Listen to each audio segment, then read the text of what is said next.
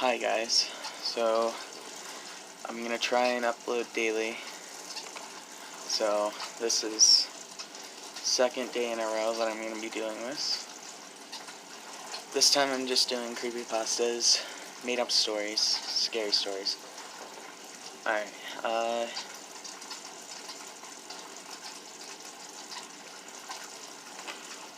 so this is from a site called Creepypasta.com, and the story's called I Don't Want to Go Into the Woods.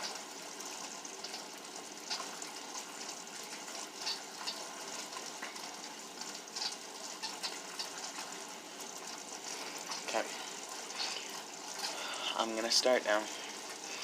A few months ago, one of my closest friends at work and I realized our feelings were growing into something more than just a friendship. In our company, it's frowned upon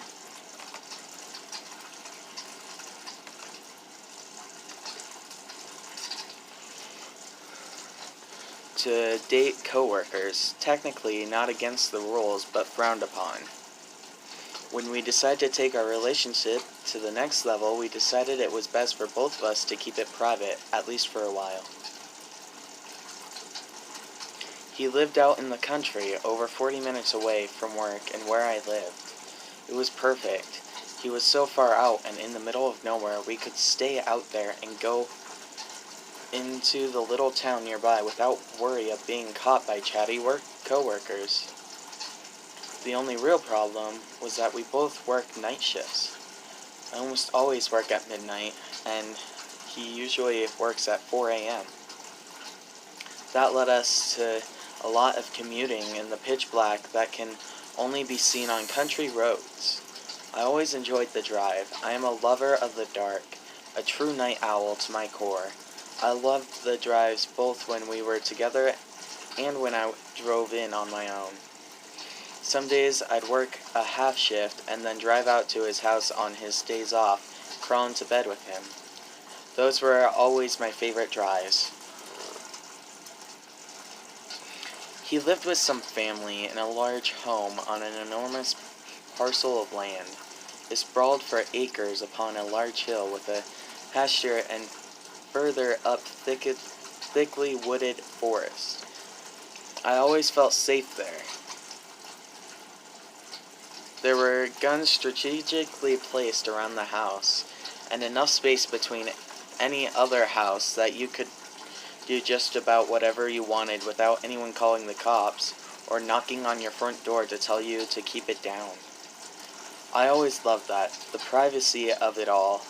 I joked on several occasions that the only downfall would be if you needed medical or any other emergency services, that it would take them forever to get out there, and once they did, they might not even be able to find the place. The first time we made love was a few weeks after we started seeing each other. It was on a dark, cool night when there was a meteor shower. We carried a giant pile of blankets out to the top of the pasture, just before the woods, and laid down. We made a little bed there and curled up under the blankets to watch the show. After an hour or so of talking and holding hands, things escalated. Just as things were starting to get heated, I had the oddest feeling of being watched. Felt like something in the distance, just out of view, was watching. My entire body shuddered. I tried to shake the feeling, convince myself it was nothing more than the cold making me shudder, and perhaps an animal in the barn, or maybe even just an owl having a look to see where the noise was coming from. I let myself believe that so it wouldn't ruin my night. That night, and many nights to follow, I was plagued with horrible nightmares. One I couldn't explain or understand. It felt like being watched in a way I couldn't explain. I almost felt like if I could just stay asleep for just one more minute, I could see what it was that was so interested in me. I often woke up in a pool of sweat, tears streaming down my face. The relationship was still new, and I didn't want him to think I was crazy, so I kept it to myself. At some point, I realized it only ever happened out there. I slept dreamlessly in my own bed. I began to sleep over less and less over the next couple of months as the dreams only became more vivid. This is until I realized I was afraid to sleep alone. The dreams began to haunt my waking life as well. One night I fell asleep before him. He was watching TV and having a couple beers when he said he heard me. I had been whimpering in my sleep, and when he walked over to check on me, he could see the tears rolling down my cheeks. He shook me and shook me, saying my name louder after each effort. When I awoke, it was all of a sudden and with a scream. I'm not sure who it scared more. He told me the moment I opened my eyes, they locked onto his and I looked possessed or haunted. That I looked like my soul was not in my body. He was visibly shaken by the experience. At this point, I felt obligated to explain to him how it had been going on for months, that I couldn't sleep, that the feeling was everywhere. The dreams weren't all of it, though.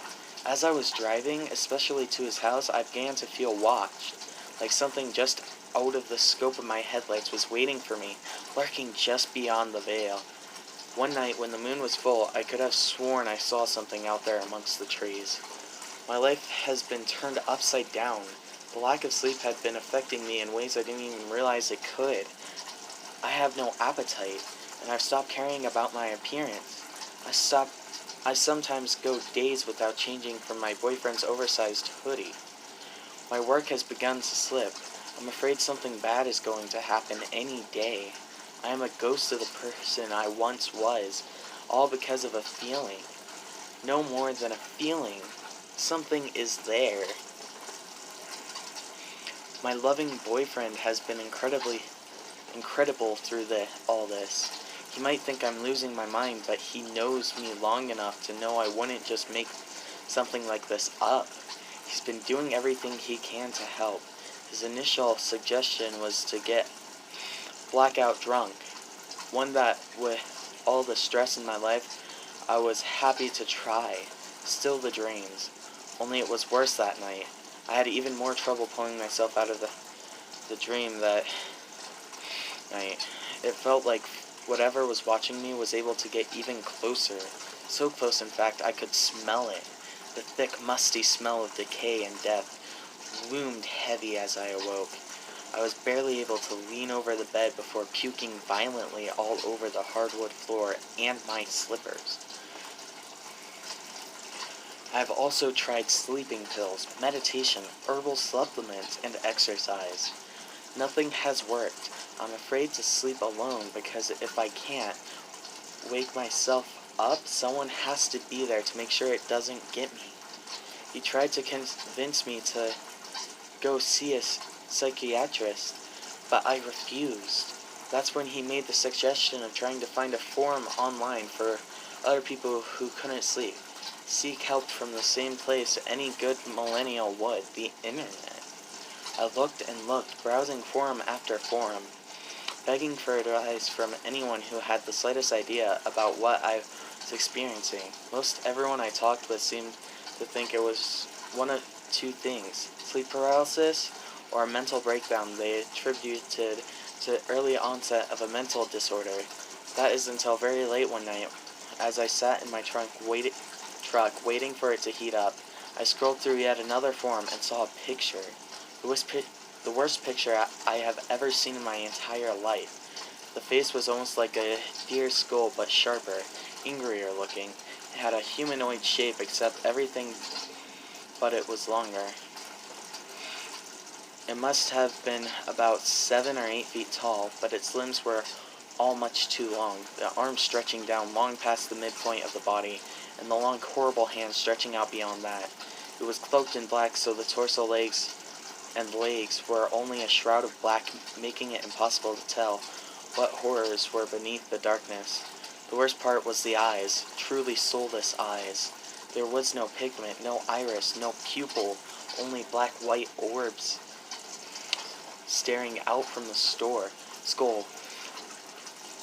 But somehow, even still, they were watching me, and I knew that was the thing that had been there all those months. The longer I looked, the thicker the smell became, so strong I could taste it. It filled my nose and mouth, choking me. My head was spinning as I began to gasp for air against the putrid smell of rotting corpse. Just before I passed out, I saw the caption under the photo. "They're watching you. They're waiting for you."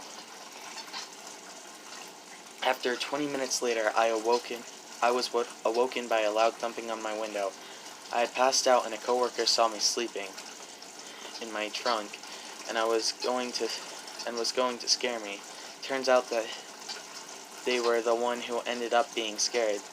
There was puke down the front of my shirt and dried blood under my nose.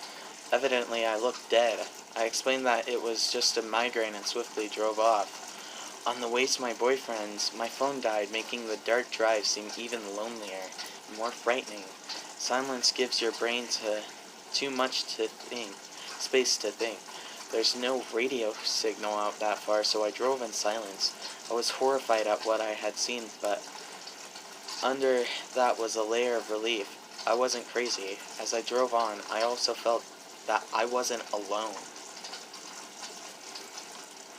When I made it out to his place, I ran upstairs to his room and plugged my phone in, then violently shook him awake, exclaiming that I might have somewhere to start digging. He got one look at me and immediately sent me to shower and brought his favorite pajama pants and big soft t-shirt down to the bathroom for me. He leaned against the sink opposite the shower while I got cleaned up and talked soothingly to me, almost like you would talk to a fussy child you were trying to lull back to sleep. For the first time in months, I felt safe. I was going to find out what was going on. I had an idea now, somewhere to begin. I went to show the image I had found to my boyfriend, but I couldn't find it again. It was nowhere. The forum I had been in didn't even seem to exist.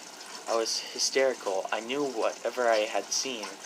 I have searched endless hours trying to find it again, but it was gone forever, lost in the web. I can't even find a mention of something similar. I tried to explain what I had seen, but there isn't a way to describe the way it made you feel, or the awful smell drowning me. To a logical person, none of this makes any sense. My boyfriend was no exception, but his love for me let him break away from that to at least explore the possibility that I was being watched by this demon, this monster, this thing. Last night there was a full moon. Not just any full moon, a full moon on the summer solstice. It was rare and beautiful, the giant moon lighting up the sky above me. The air was crisp and cool as I started my truck. I began to drive for my boyfriend's house just after 4 a.m., with the moon high above me. The extra light was nice on the winding backcountry roads. Then I began to feel it again, the dark, terrifying feeling I've been getting for months. It gets worse and worse every time. I can only imagine it's because it's getting closer to me, to whatever it is that it wants. I felt the dark horror flood over me, and I began to slow my truck down to a crawl, just beyond any corner, just hiding just behind the trees. It could be there. Thought I saw something move just around a slight turn in the road and slammed on my brakes. Came to a screeching stop in the middle of the road. I could feel my heart slamming against my rib cage, trying to break free. There was a loud noise and lights behind me, and then in front of me as a huge white semi-truck swerved around me, going at least 70 miles an hour. I looked back into the woods where I had seen the monster that follows, but it was just blackness and trees illuminated by my high beams. I flicked on the hazard lights and sat catching my breath for just a moment. It seemed as though I had nearly avoided death twice in the span of a few minutes. That's when I heard it. The most horrible noise I have ever heard. It was all metal scraping, smashing glass, and what I can only describe as crunching. Hearing it hurt my head. It was as if there was so much going on my brain couldn't process it all at once. Gathering what I had left of my courage, I decided to see if I could figure out what had happened. I drove slowly up around the corner and saw nothing, then another, and another. That's when I saw it. Less than a mile from where I had stopped my truck, the road was the semi. It had rolled completely, blocking the road. It looked like it had rolled several times before eventually landing upside down across the road. There was glass and blood everywhere. Far too much blood to lose and still be alive. I parked my truck and slowly approached the mangled cab of the semi. I could smell it again. That awful smell of rotting corpse, of decomposing organic matter, of that monster, but then of what must have been at least 3 deer. I was the first one on scene to most brutal one-car accident I had ever seen. I did what I could to help, called 911, checked on the driver, but there was nothing I could do but to make sure that the semi wasn't going to burst into flames. As I stood there waiting for emergency services to show up, I saw it again. Monster, the demon, whatever you want to call it, it was there, watching me just like always. I could smell it getting closer and closer to me. I stared out at it, making contact with its deep soulless eyes. That moment I felt almost comfortable with it, almost pulled towards it. It began to slowly move towards me, not walk, not run, just move. It was drawing me toward it, and I obliged. So tired and so done with being scared that I just did what it wanted. I walked slowly towards it, the terror in my chest subsiding. I turned away for just a second as I heard the ambulance approaching, and it was gone. The monster had left me just like that. I haven't slept. The dreams are worse than ever. Its face haunts me day in and day out, tormenting me, beckoning me into the woods. I know what it wants now. It wants me. I don't know why or for what purpose. Does it want to kill me, or did it save my life? I need answers. So in my last attempt at finding help, I reach out to you. Do you know what this thing is? What does it want with me? Can I get rid of it? Please help. Please, God, help me. I don't want to go into the woods, but I don't know if I can resist it much longer. I don't want to go into the woods. I don't want to go into the woods. I don't want to go.